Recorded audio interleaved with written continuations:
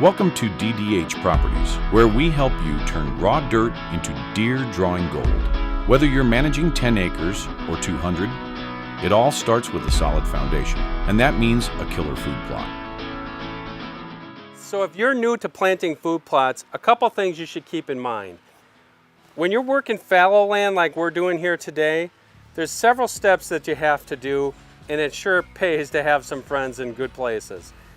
Farmers, buddies who have done food plots before, they can really help you not only get ahead of the game, but do things in fast order.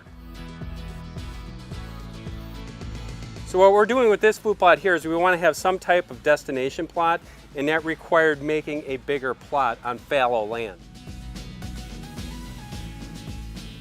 The first thing we did is we came in with a mower, put them on high, and just got the grass down, because the grass was pretty high. It was almost chest high. Next we went in, we sprayed it with glyphosate. Now you don't have to, if you're using glyphosate, a lot of people, Roundup, same thing, it will kill those weeds in short order. Sometimes all you have to do is get that glyphosate on there and dry it.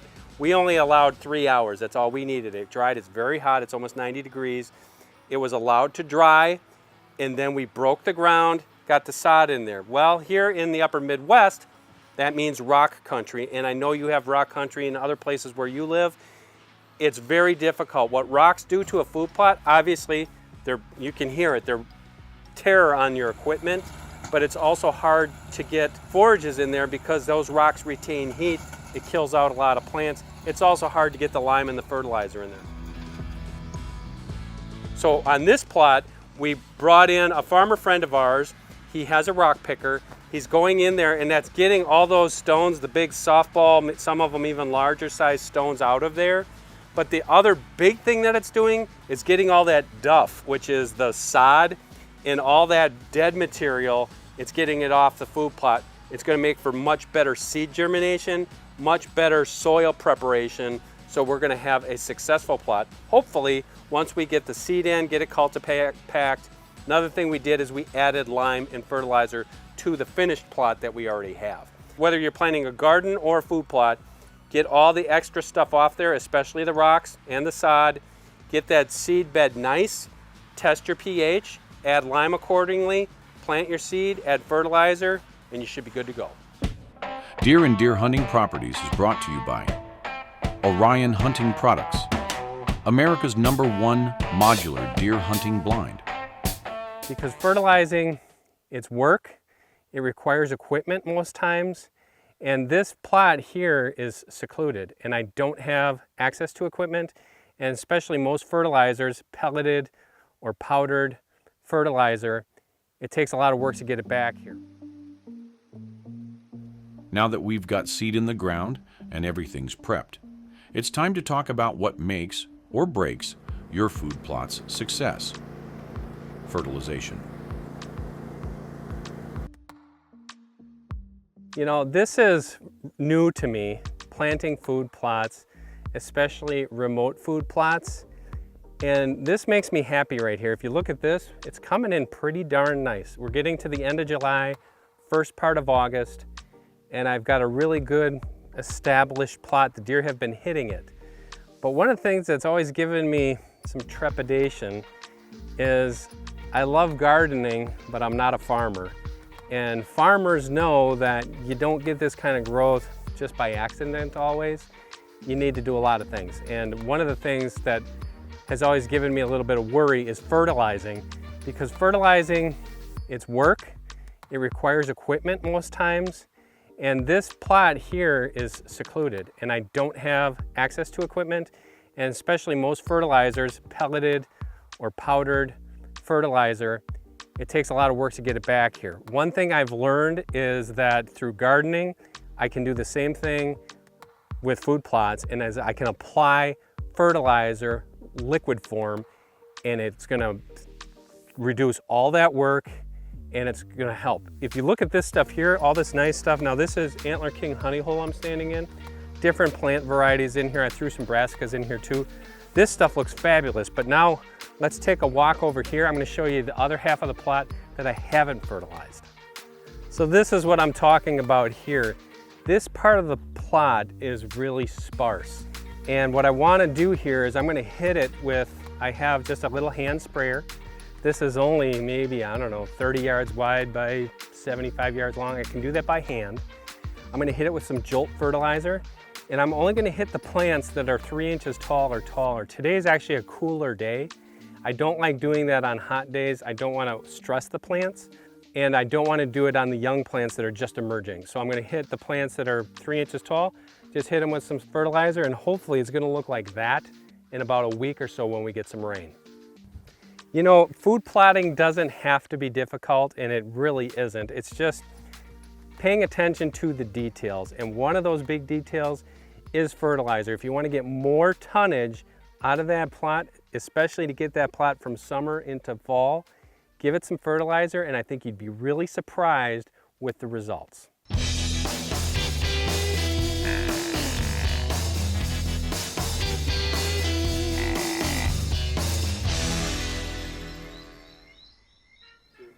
I'm here with Bo from Orion Blinds, and we're in the latest model, and this thing is an absolute beast. Yeah, this is our latest model. It is our what we call the Orion 78. So it's 7 foot by 7 foot. It's a full 1 foot bigger than our most popular model, the Orion 68 at 6 foot diameter. This is good for the entire family. I mean, you could have your 3 kids in here, your grandparents, whatever, and it's going to be a blind for the entire family. Yeah, and so if you want to have your kids in here, your grandparents, your kids and your grandparents, that's really what we designed this for, is the kind of group hunter, so to encourage that. You guys also came out with a ton of accessories, correct? Yes, we have our chairs, we have bow hooks, which will dismount anywhere in the inside of the blind. We have shelves that feature cup holders, cubbies, little padded shelf on there, hooks for all your accessories as well.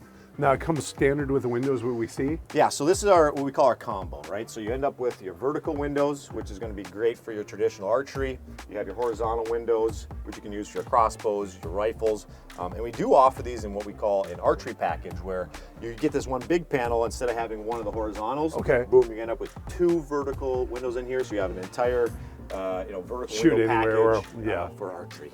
The best part is still that modular concept, right? Yeah, absolutely. So it features, all the Orion blinds feature our patented quick attach system. So super lightweight panels, all aluminum, nothing to rot, right? If you ever get wet, you can bring snow in with your boots.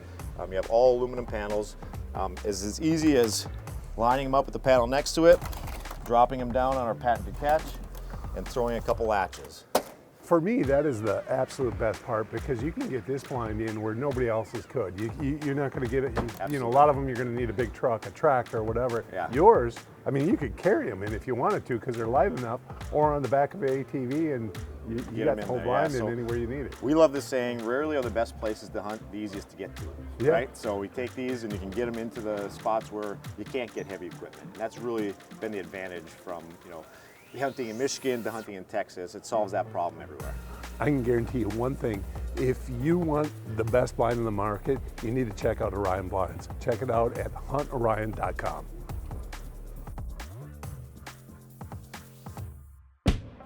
Deer and Deer Hunting Properties is brought to you by Spy Point Trail Cameras.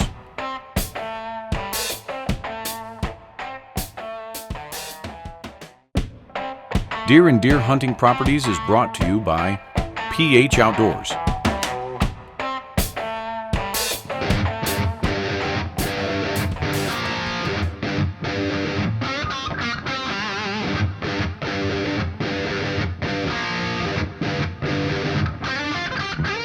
Today we're going to frost seed. First, I want to talk a little bit about the products that you use to frost seed, and then why and how the process works. You know, when you frost seed, you want something that's a really, really small seed, and it's typically your alfalfa or clover is the products that you're going to frost seed. Why do you frost seed? Okay, so I frost seed in established plots that I have, either my alfalfa or my clover. It's a great way to add additional length of time that plot's going to last. Typically, alfalfa or clover plot's going to last anywhere from 2 to 4 years. If I frost seed that, I can get 7. I've already got 10 years out of some of my smaller plots. And the process is pretty simple. You want to do it when it freezes at night and it warms up above that 32 degrees during the day. Typically, what I like is when it gets in the 40s, and then like the mid-20s at night. So what happens? So the ground freezes at night, right, solid, and as it warms up in the day, it begins to crack because that moisture is trying to get down. As the ground cracks, this small seed falls right into those cracks, and basically the seed is seeding itself into the ground. Like I said, it's a great way to lengthen the amount of time that you're putting out, because let's face it, clover's expensive. And not only the deer are gonna love it, hunters are gonna love it, because it's gonna attract more whitetails to your property. So let's go down there to my clover field, and I'm gonna show you the process of frost seeding.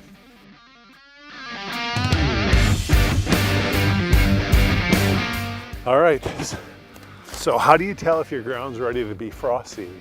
You can tell, I got roots behind me. You know, we just came down probably a week ago and checked it out. We put roots in the ground.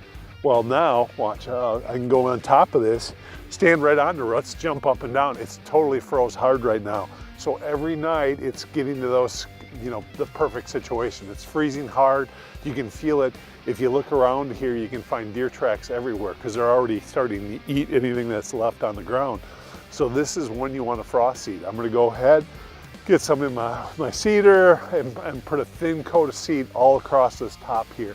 And what that's gonna do is it's gonna put new, you know, those new plants into the ground, and it's gonna make the old seed bed just reestablish itself even stronger. It's a perfect way to keep that clover growing in those areas where you want it to grow for the next 7 to 10 years.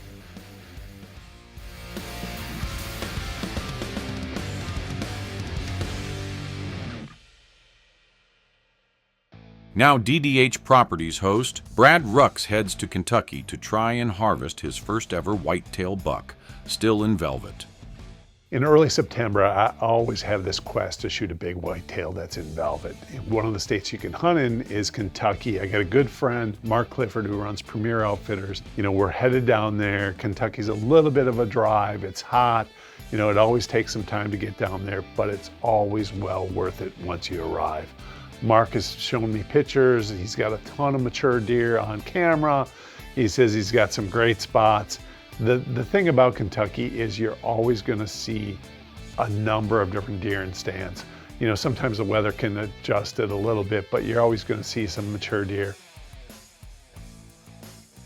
We head in there plenty early is what I thought, and we get to the tree and there's literally a doe already in the bait pile, which you think is a good sign. Well, no, it's not a great sign, because now if we spook her, you know, things could go south in a hurry, because these deer are totally unpressured. A deer starts blowing in their area and you're totally screwed. So we kind of hang up there and we let her wander off. We get up in the tree stand, sweating profusely, right? Mosquitoes are there because they're gonna be in the bottoms. As soon as we got in the tree stand, we saw a deer all day long. And you're kind of just waiting for prime time, right? Because you know, normally a big mature buck's not gonna be strolling into the bait top pile at 3 o'clock. It's probably gonna be that last hour or so. And you're just kind of killing time. And all of a sudden I caught a glimpse of movement, and I whispered to the cameraman, you know, here comes some deer, and they're bucks. And boy, here they came. It was a big batcher group.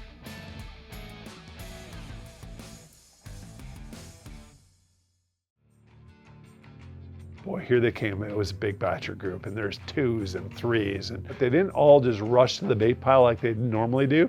And they're coming in slow. We had bucks all around us rubbing, and anyway, I think my cameraman was more excited than I was. I'm kind of peeking in the back, and I see 3 other deer moving, and I recognize the one as a running mate to the big double main beam deer. So I can feel my heart rate start to race. I'm like, oh my God, this is gonna happen. Well, I don't know what happened, but one of the bucks came in, and he's a pretty buck. I don't know if he caught the cameraman moving or if he just spooked. I really don't know what happened, but he ended up just bolting right through the other 3 deer that were coming, and they all clear out. And you're like, oh my God, I could just feel my heart sink. We just blundered it.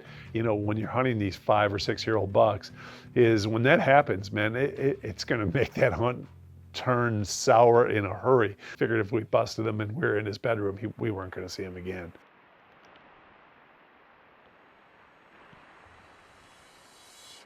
Well, after that, the weather was just miserable, like heat, rain, thunder, rain, hot, thunder, rain. Just nothing really moved other than some does. I'm going to jump forward to the last day because that was probably the most eventful other than the first day. And it's a 4-day hunt that we're on. And we're sitting in that tree stand, and it's the last day, and nothing mature had come in. You know, we saw some other bucks, and you know, you're just feeling kind of low about the whole situation. And all of a sudden I glance over and I get the glasses up and I'm like, oh my God, mature deer's coming in. And here comes a really nice 8. And he was hard horned as well, but it's last day, right? We're gonna shoot him. He's probably 130, 135 inch deer. He's coming in, I'm like, I'm gonna shoot him right here. And all of a sudden the camera guy kind of taps me on the shoulder. He goes, and I'm like, are we out of light? And he's like, and I'm like, oh, you gotta be kidding me. That deer comes right in, puts on a show, literally scratching his ear, goes up to, you could have easily harvested, but we're there to do 2 things. One is to harvest deer on camera, right? Because you want to not only get that so everybody can see it, you want to do a good job for the outfitter as well. And here, I mean, we weren't going to do either one. So what do? You just hang up your bow and watch the night drift away. It's not the ending I wanted. We're still legal shooting time. Great buck just came in, but it's just too dark and we're not going to shoot it if we can't get it on film. Premier Outfitters, great spot, great bucks. Just took the last night. We need 5 more minutes of light. And like I said, that deer put on a show. It's something you'll never forget. And it's one of those things when you're hunting with a camera happens. You lose light a little bit before legal shooting time, and it was probably that last 5 minutes and we're out of camera light. Could we have harvested them legally? Yeah, absolutely. It would have been a long 15-yard shot, right? I mean, it's a bunny. So that deer doesn't know how lucky he is. But I'm gonna go back next year and hopefully I run into one of those deer.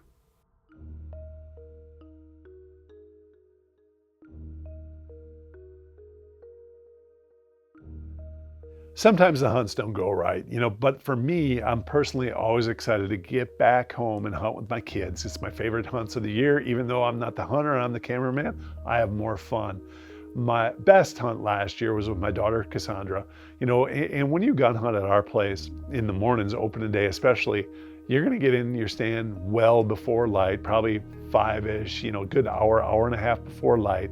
And we're in the stand and I'm going through my camera pictures and literally I'm looking, I was like, oh, there's the buck I want you to shoot. And she's like, oh, that's a good sign. Where was he? And I'm like, well, he's just down there about 100 yards. Not the best sign because he's actually walking into the woods. That means he's going down to bed. And she goes, oh, what does that mean? I was like, means we're probably gonna have a long day, sit here and wait, and at 4:30, 4 o'clock, he's gonna pop out, hopefully, and we get a crack at him. So honestly, my hopes aren't extremely high for that evening hunt because I'm just thinking they're not moving, and pretty soon deer start filtering. We're seeing some does and have some in the food plot, and doe. And I always have my eyes back in one particular corner because I know where this particular deer lived. We call it the green grass, and that's where he was going to bed. And all of a sudden I caught a glimpse of this rack. And I was like, oh yeah, it's him.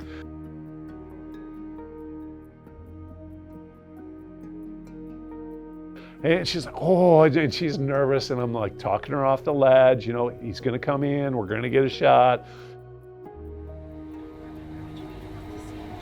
Forward. Okay.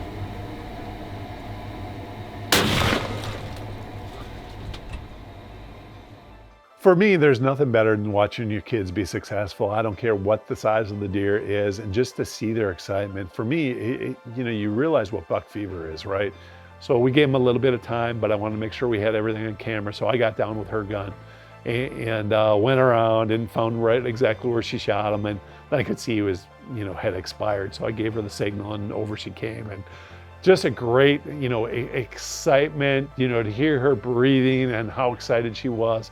And he was a fully mature deer. He's probably a 4-year-old.